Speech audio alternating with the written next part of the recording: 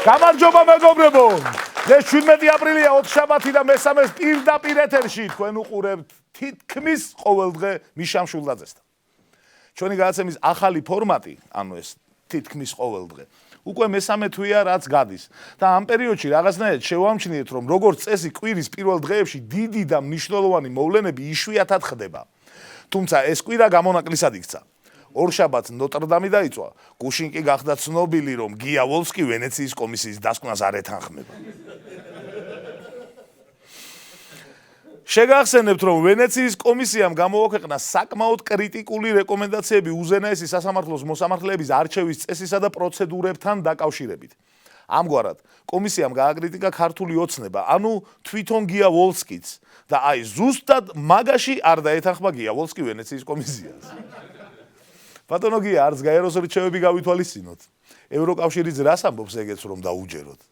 ნატო რა ჯანდაბად გვინდა, საერთოდ ავდგეთ და თურქეთს დავარტყათ. თუ პანკობა იყოს. ოპოზიცია ამბობს ძალიან მწვავე დასკვნაო. მთავრობა ეძახის ისეთი არაფერიო. დიდხანს ვიფიქრეთ, რომელი მხარისთვის დაგვეჯერებინა და ბოლოს გადავწყვიტეთ, რომ ჩვენ თვითონ წაგვეკითხა დასკვნა. მე ვერ მოვახერხე წაკითხვა, გადარბენებზე ვიყავით. ამიტომ ჩვენ სახალხო მკვლევარს გიორგი ჯავახაძეს ვთხოვეთ წაეკითხა და გვეტყვის ახლა რა წერია ვენეციის კომისიის დასკვნაში.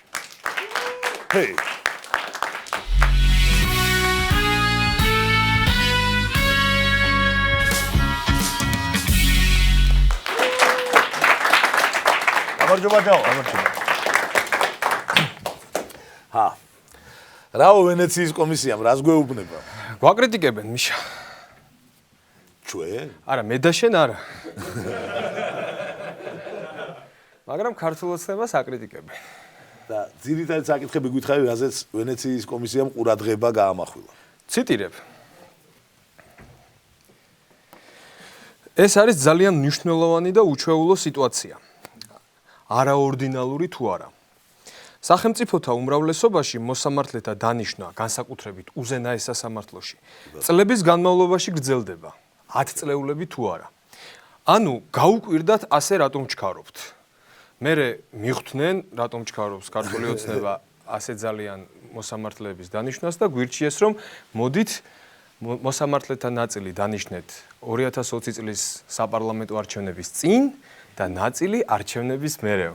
ანუ მიხვდნენ ყველაფერს რაშიც იყოს. აქ მოკლედ პაპს ნუ ატყუებთ თქვენ ვირიშილებო.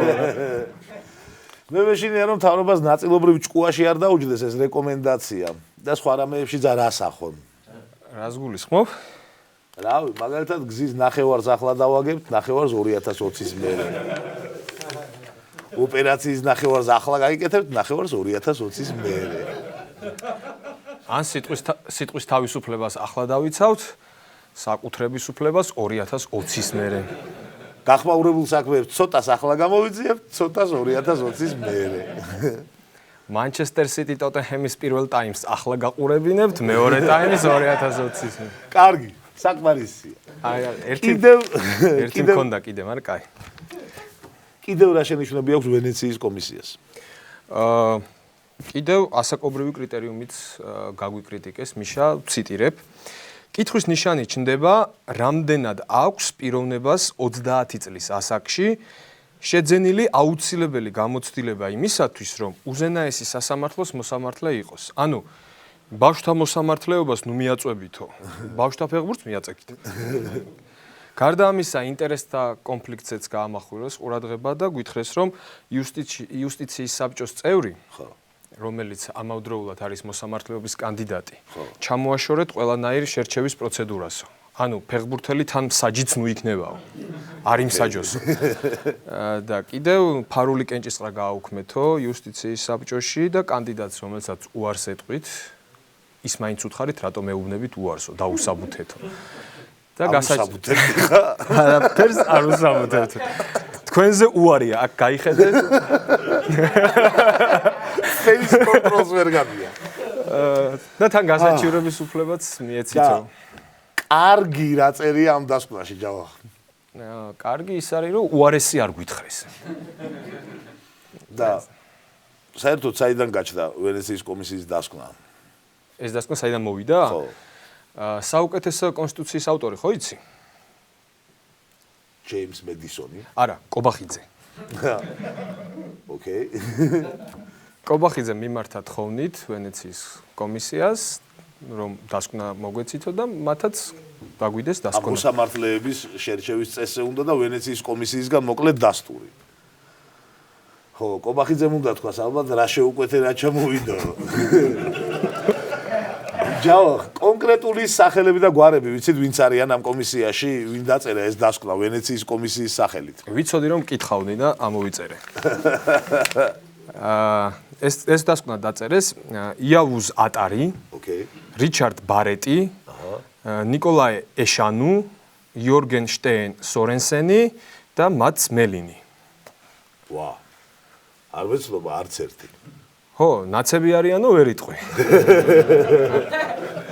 მადლობა ჯავა. სხვა შეკითხვები არ მაქვს, გასაგებია ყველაფერი. დიდი მადლობა. მადლობა. ვენეციის კომისიის დასკვნის კითხვა დამთავრებული არ ქონდა, ამ თემაზე ეუთომაც გამოაქვეყნა კრიტიკული დასკვნა. და ხო ხედავთ, ნელა ვკითხულობთ, გვაცადეთ რა. ისენეტა საპატრიარქო თუ დაამთავრა უკრაინის ტომოსის კითხვა საინტერესო. თუ ოცნებას ვენეციისგან ვოლსკი იცავდა, ხალხის კრიტიკისგან თავდასაცავად მამუკა მდინარაძე ამოქმედდა. გუშინ იმედზე ლევან მურუსიძის ადვოკატად მივლინებულმა მდინარაძემ თემას ცოტათი გადაუხვია და ლევან მურუსიძის პირველ ადვოკატზეც ისაუბრა. ივანიშვილი ყოველთვის იქ იყო, სადაც სწორად მიაჩნდა, განაცხადა მდინარაძემ. თქვენც ეგრე არ ხართ ბატონო მამუკა. ყოველთვის იქ, სადაც ივანიშვილს სწორად მიაჩნია.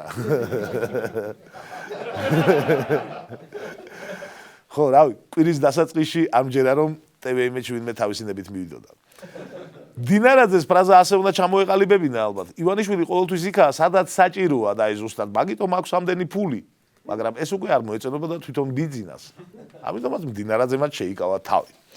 მე კი შეგახსენებთ, რომ ზუსტად ერთი კვირის წინ ივანიშვილი ზუსტად ამავე გადაცემაში იყო და ლევან მურუსიძეს იცავდა, რომელიც თავის მხრივ რუსთავი ორზე იყო გაბუნიასთან და თავის თავს თვითონ იცავდა. ახლა კი რუბრიკა 2020 წლის არჩევნებამდე ხალხი არ უნდა გავაბრაზოთ. თბილისის მერის კახი კალაძის განცხადებით მარჯვენა საჭიანი მანქანებით მუშაობა ტაქსის მძღოლებს 2021 წლიდან აეკრძალებათ. უფრო სწორად კი რომ ჩამოვაყალიბოთ, კალაძემ განაცხადა, რომ აპირებს მარჯვენა საჭიანი მანქანები შემდეგ მერს გადააბაროს. ამასთანავე კახამისის განაცხადა, რომ შესაძლოა დიღმის მიმართულებით მიწის ზედა მეტროს პროექტი განხორციელდესო. ანუ შესაძლოა არც განხორციელდესო. სურვილი აქვს მერს, კარგი იქნებოდაო. თან მიწის ზედა მეტროს სახურავი არ ექნება, შესაბამისად ვარკეთილის სახურავით არ ჩამოინგრევა და კალაძესაც საკუთარი თავის მეორე დარწხვენა აღარ მოუწევს. ბატონო კახა, სიტყვა შესაძლოა თუ უნდა გამოიყენო მნიშვნელოვან პროექტებზე საუბრისას, ეგრე რაც გინდა ის თქვი. მაგალითად, შესაძლოა ეკონომიკური ზრდა 19%-მდე ავიდეს. შესაძლოა ნატოში და ევროკავშირში მიგვიღონ. შესაძლოა დაკარგული ტერიტორიები დაგვიბრუნონ. შესაძლოა ყველაფერი პირიქით მოხდეს.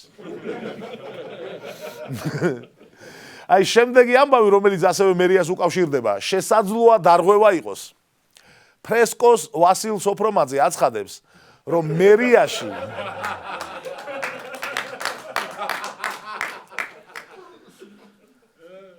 ფრესკოს ვასილ სოფრომაძე აცხადებს, რომ მერიაში მირჩიეს სუპერმარკეტისთვის მიწა მაღალ ჩინოსნის ნათესავისგან ვიყიდო.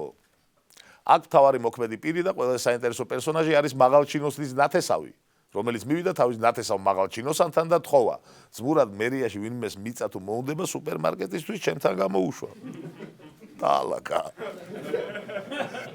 ახლა კი რუბრიკა სისხლის სამართლის კოდექსის 164 პრიმა მუხლი.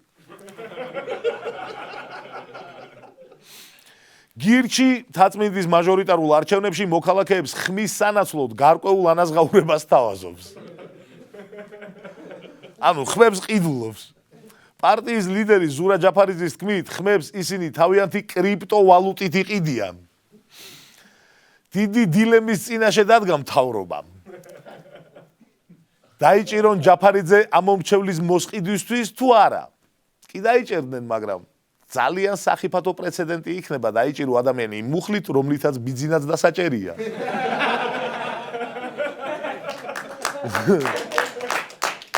ამიტომ შესაძლოა დანაშაულები, რომელსაც გირჩისგან უნდა ველოდოთ უახლოეს მომავალში. საყდრის ააფეთქებენ კიდევ ერთხელ. საქართველოს ბანკიდან გააგდებენ დამფუძნებელს.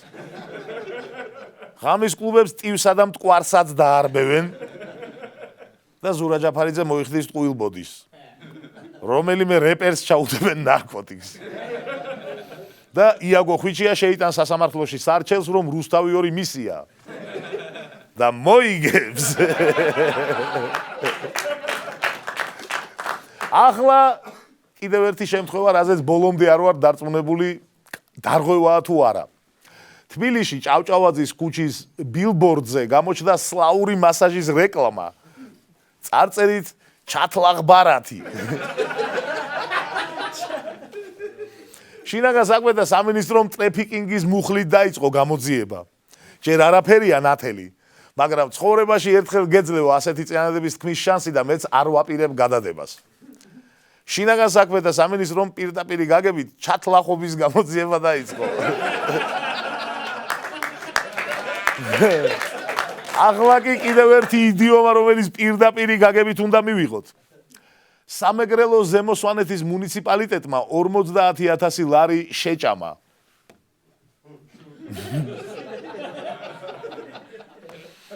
ეს 50,000 ლარი იყო იმ 1,400,000 ლარის ნაწილი, რომელიც მუნიციპალიტეტმა 2017-2018 წლებში ეკლესიას აჩუქა. ფულის ხარჯვა დახასიათებულია როგორც ლაქერნობის ფარგლებში საპატიო სტუმრებისთვის ტრაპეზის მოწყობა. მე კი გეტყვით ღმერთმა შეგარგოთ მეთქი, მაგრამ თვითონ ღმერთი რა აზრისაა ამაზე არ ვარ დარწმუნებული. თუ რამეს გვასწავლის ბიბლია, ეს ისაა, რომ თუ სათანადოდ გწამს შეიძლება 5 პური და 2 თევზიც გეყოს, რაც 50,000 ნამდვილად არ ჯდება. ხო და ზუსტად ამიტომ მიჩნდება ეჭვი, რომ მე მგონი ესენი ამ შუამარხვაში ჩუმად ხორცს ჭამენ. 50,000 სტაფილო როგორ უნდა შეჭამა. მე კი ვეცადე რამე ინფორმაცია მომეძიებინა სამეგრელო ზემო სვანეთის მუნიციპალიტეტის შესახებ. მაგრამ როგორც ჩანს, საიტის გასაკეთებელი ფული ჯიხვის მწვადი დაამატეს. საიტი არ მუშაობს. მე კი შეგახსენებთ, რომ საქსტატის დათვლით ამ ტრაპეზის ბიუჯეტით 138 ხუთსულიანი ოჯახი ერთი თვე იცხოვრებდა. ნიუსი გვაქვს დიდი ფინანსების კონცენტრირების კიდევ ერთი სფეროდან. 2019 წლის 31 მარტის მდგომარეობით საქართველოში მოქმედ 15 კომერციულ ბანკში არსებული დეპოზიტების საერთო მოცულობა თითქმის 24 მილიარდი ლარია. ანუ ბანკებში 24 მილიარდი ლარი გვიდევს. ნორმალურ ქვეყანაში ეს ნიუსი უბრალოდ სტატისტიკა იქნებოდა. ჩვენთან კი კრიმინალის წახალისებაა. ამიტომ ამ თემას ძალიან აღარ ჩაუღრმავდებით. ახლა კი რუბრიკა პოლიტიკური დევნა, რომელიც ორი სათაურის კომბინაციაში იკვეთება. 11 აპრილი ჯაბა ჯიშკარიანმა საკრებულოს უმრავლესობა და პარტია ქართული ოცნება დატოვა. 17 აპრილი პროკურატურაში ეგრეთ წოდებული კორტების სპეცოპერაციასთან დაკავშირებით ჯაბა ჯიშკარიანი იკითხება. და დღეისათვის ბოლონიუსი საქართველოდან. მარტო იმისთვის არჩეულმა პრეზიდენტმა, რომ ავლაბრის რეზიდენციაზე უარი ეთქვა. კვიპროსის პრეზიდენტი ავლაბრის რეზიდენციაში მიიღო. პრინციპში რატომაც არა. ესეთი რაღაცაა, ოთახს მარტო მაშინ რო ალაგებ, მეგობარს რომ ელოდები სტუმრად. თავი რო არ გაიბანძო. ახლა კი რუბრიკა შელამაზებული ბოროტებები.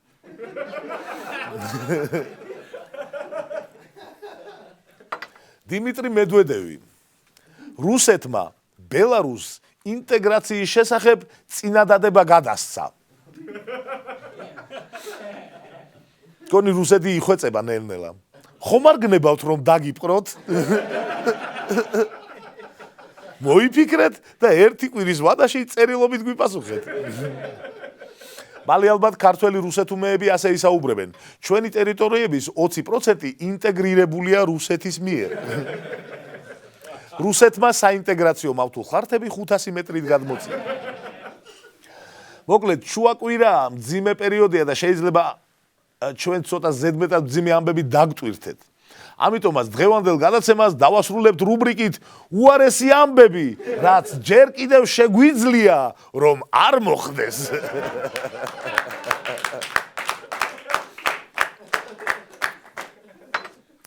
2020 წლიდან თბილისის მეტროს გვირაბებში გადაადგილება მხოლოდ ფეხით იქნება შესაძლებელი.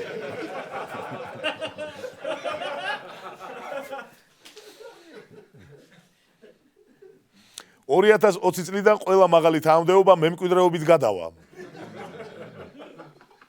2021 წლიდან ტაქსის ძღოლებისთვის სავალდებულო იქნება თეთრი მანიკურის წასმა. თეთრ მანქანებს რომ მოუხდეს რა. 2022 წლიდან მუნიციპალიტეტებისთვის ბიუჯეტის ფულის უნიათოდ ხარჯვა სავალდებულო გახდება. ხო, აბა რა პონტია ვერ გავიგე, სხვებს არ წხვენ. 2021 წელს დამდგარი ყინვები 2030 წლამდე გაცტანს. 2030 წლისთვის სამეგრელოს 20% აღმოსავლეთ ბულგარეთს ექნება ოკუპირებული. თავისუფლად ბულგარეთიც რო გაყოფილია. საშინელი სამყარო. 2020 წელს ემზარკვიციანი პარლამენტში უადოდ შევა. ოღონდ მანდატური იქნება. 2021 წელს პურის ფასის კვლევის კომისიის მუშაობიდან 28 უშედეგო თვე იქნება გასული. მოსამართლეები, რომლებიც ადრე ცუდ რაღაცებს აკეთებდნენ და ახლა კარგ რაღაცებს აკეთებენ, 2021 წლიდან ისევ ცუდ რაღაცებს გააკეთებენ.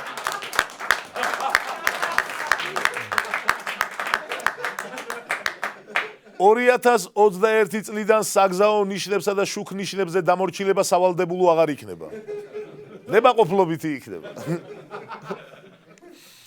2030 წელს ქუთაისის პარლამენტი რეგიონში ყველაზე დიდი სახინკლე იქნება. ავლაბრის რეზიდენციის შემდეგ.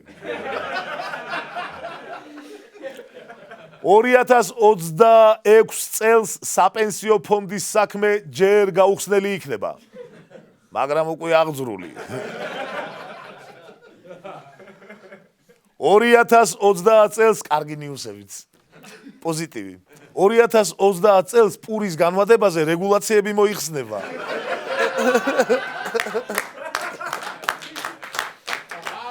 2021 წელს ბოლო ჟამიდან 2 წელი იქნება გასული.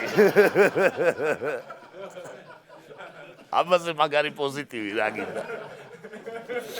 და ბოლოს კი ჭორი, რომელიც დღეს მოვიფიქრეთ და 2 შაბათამდე ვერ მოვიწმინეთ, რომ თქვენთვის გვეკვა.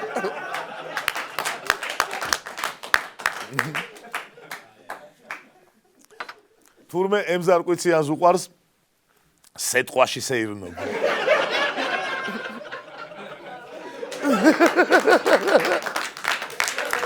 დღეისათვის სულ ეს იყო. შევდებით ერთმანეთს ხვალ 20 საათსა 20 წუთზე მესამე პირდაპირ ეთერში. დიდი მადლობა რომ გვიყურებთ მეგობრებო. მომავალ შეხვედრამდე. თითქმის დემოკრატიული, ოდნავ თეოკრატიული, საკმაოდ პერსპექტიული და თითქმის ევროპული ქვეყნის თითქმის ყველა საინტერესო ამბავს ცხოვრების რიტმის განცდის ხურვილი საღამოს. სანამ წაგიღებს სურვილი, რომ რავი იქნებ დღეს ხდება ის, რისთვისაც ღირს, რომ თითქმის ყოველ დილით, როცა ვფიქრობ, რისთვის, ვისთვის, შენთვის თუ სხვისთვის.